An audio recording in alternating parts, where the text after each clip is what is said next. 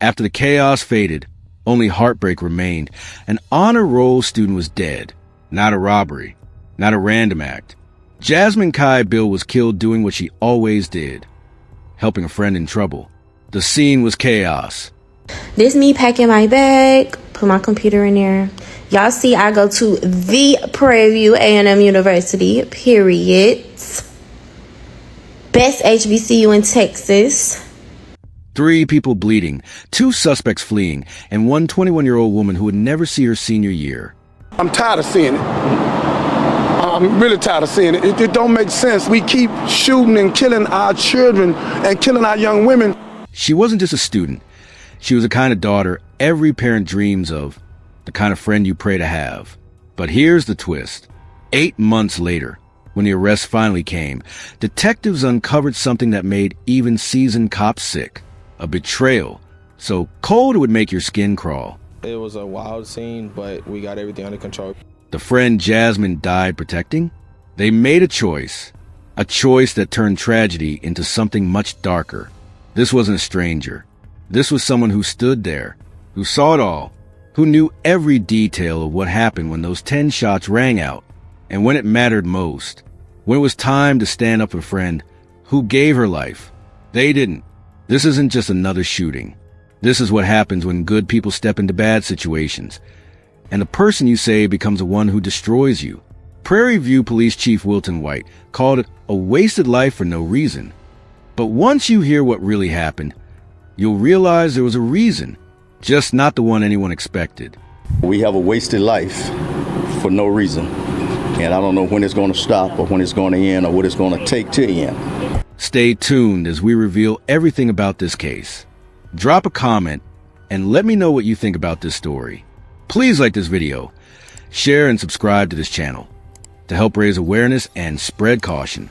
Let's begin. Prairie View A&M student is dead and 3 other people are hurt after a shooting at an apartment complex right near campus. Police are calling this a domestic disturbance at off-campus housing, and there are a lot of moving pieces to this at this hour. At 21 years old, Jazmyn Bill had already established herself as someone her friends could count on, someone who wouldn't turn her back when things got difficult. Her roommate and close friend, Tamia Thibeaux, had become like family to Jazmyn. The 2 young women shared the typical college experience of studying together, navigating campus life, and supporting each other through the challenges that come with pursuing higher education. Their friendship appeared genuine and strong, built on a kind of trust that develops when people live together and depend on each other. But Tamia was dealing with something that Jazmyn found increasingly concerning. Her relationship with Courtlynn Thomas had become a source of constant worry. The relationship exhibited classic warning signs of domestic abuse. Controlling behavior, isolation from friends and family, and escalating conflicts that seemed to be growing more frequent and intense. Jazmyn watched her friend struggle with a relationship that seemed to cause more pain than joy. She witnessed the aftermath of arguments, saw unexplained injuries, and heard excuses that didn't quite add up. Like many friends of abuse victims, Jazmyn faced the frustrating reality that she couldn't force Tamia to leave. She could only offer support and hope her friend would eventually recognize the danger. The control and behavior that characterizes abusive relationships was evident in Courtlynn Thomas's interactions with Tamia. Abusers typically work to isolate their victims from support systems, making them dependent and less likely to seek help. They create a cycle of abuse followed by apology and promises to change, keeping their victims emotionally invested despite the harm being caused. For Jazmyn, watching this dynamic was undoubtedly painful and frustrating. She cared deeply about Tamia's safety, but she also understood that pushing too hard might drive her friend away entirely. This delicate balance, offering support without judgment while maintaining hope that the victim will eventually seek safety, represents one of the most difficult aspects of supporting someone in an abusive relationship. The abuse that Tamia experienced likely escalated over time, following the typical pattern where control and behavior gradually becomes more serious and dangerous. What might start as excessive jealousy or demands for constant communication often progresses to threats, physical violence, and complete control over the victim's daily activities and relationships. Jazmyn's position as a witness to this abuse placed her in a precarious situation. She knew enough about the relationship to be concerned, But she may not have understood the full extent of the danger that Courtlynn Thomas represented.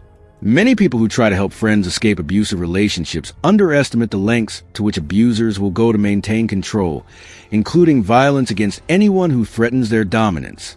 The friendship between Jazmyn and Tamia was tested by the presence of an abuser who saw Jazmyn's influence as a threat to his control. Abusers often target the support systems of their victims, working to eliminate relationships that might encourage their victims to leave or seek help. Jazmyn's close relationship with Tamia made her a natural enemy of someone determined to maintain complete power over Tamia's life. The off-campus housing at the gates of Prairie View provided a setting where domestic violence could occur away from the oversight of campus officials.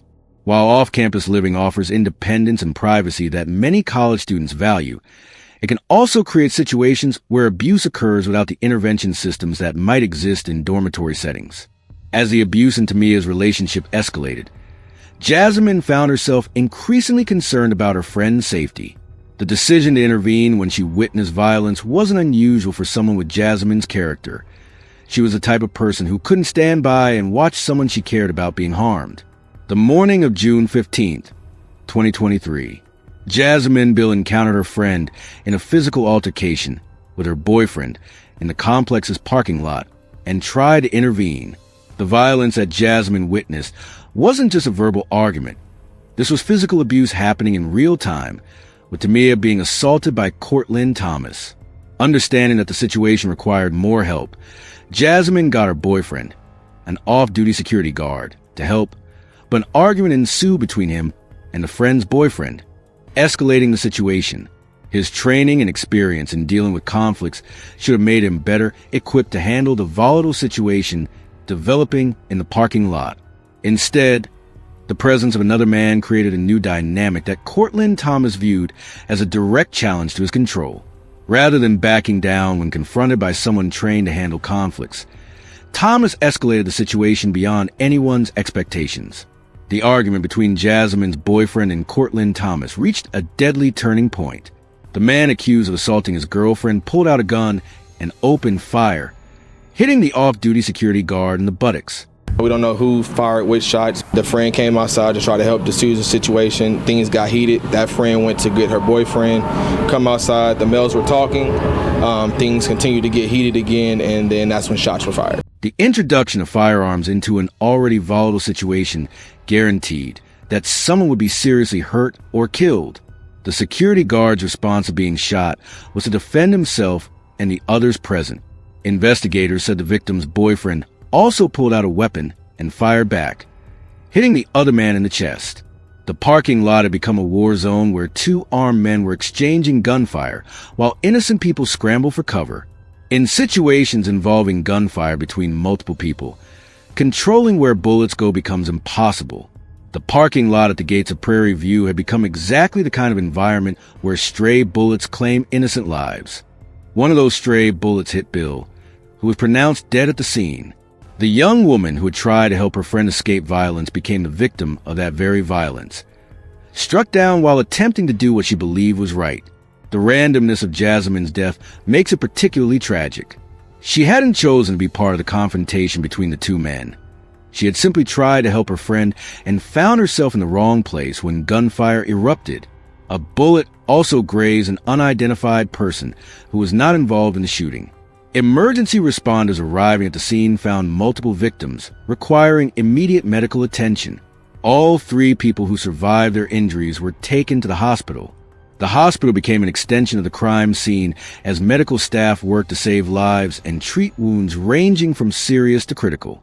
But the most shocking development was still to come. As investigators worked to understand exactly what had happened, they discovered that two key figures in the case had fled together.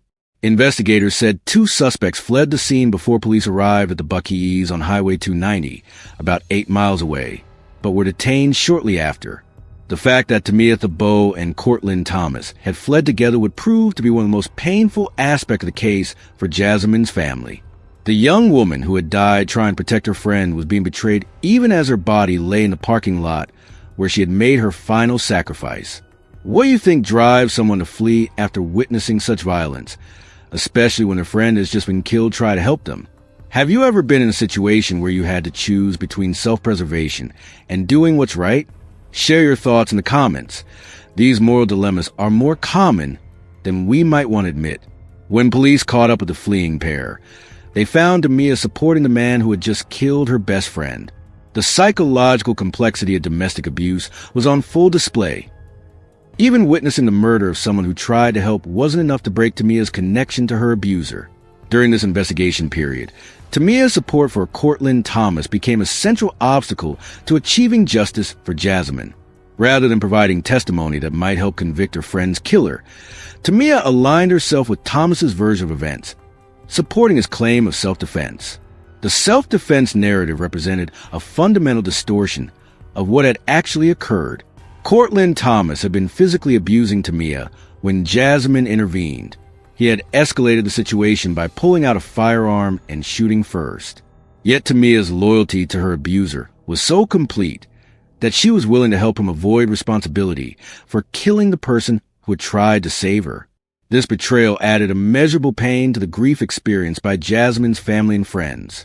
They had not only lost someone they loved to senseless violence, but they had to watch as the beneficiary of her sacrifice worked to protect her killer from facing justice. The case remained essentially cold for an extended period while investigators worked to build a solid case against Thomas despite the lack of cooperation from key witnesses. The technical aspects of the investigation continued, but without witness testimony supporting the prosecution's theory of events.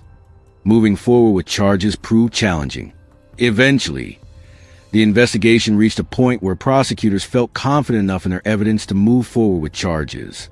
According to police, Courtlynn Thomas is charged with murder, and the other suspect involved, identified as Tamia Thibeaux, is facing a tampering with evidence charge. The charges filed against Thomas reflected the prosecution's belief that he was responsible for Jazmyn's death, despite the complexity of the crime scene and the presence of multiple shooters. The murder charge indicated that investigators had determined his actions directly caused Jazmyn's death rather than treating it as an accidental result of justified self-defense. The investigation also revealed Tamia's active role in obstructing justice for her dead friend. The tampering with evidence charge acknowledges that Tamia had actively worked to interfere with the investigation, likely by supporting false narratives or withholding crucial information about what had really happened that morning. The tampering charge represents legal recognition that Tamia's betrayal of Jazmyn extended beyond emotional disloyalty to actual criminal behavior. She hadn't just failed to support her dead friend. She had actively worked to help her killer escape justice. Thomas's bond was set at $500,000, while Thibeaux's was set at $5,000. The hundredfold difference reflects a distinction between murder versus tampering charges, but also acknowledges the different roles they played in both the original crime and its cover-up. The legal proceedings against Courtlynn Thomas and Tamia Thibeaux represent more than just punishment for specific crimes.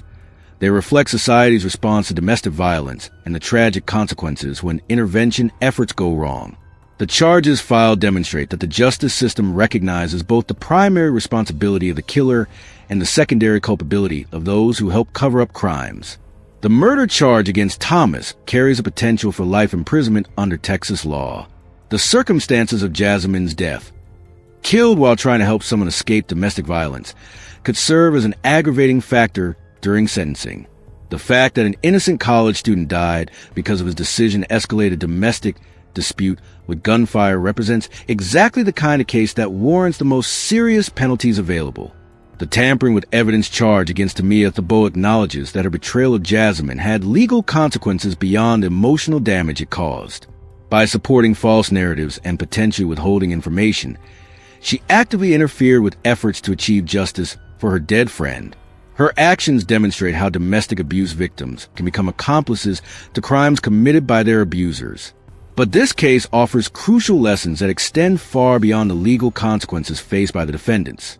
Jazmyn's death highlights the real dangers faced by people who intervene in domestic violence situations. While intervention can save lives, it can also put the intervener at serious risk, especially when abusers are willing to use weapons to maintain control. The betrayal by Tamia Thibeaux illustrates one of the most heartbreaking aspects of domestic abuse: the psychological control that abusers maintain over their victims even after committing horrific acts.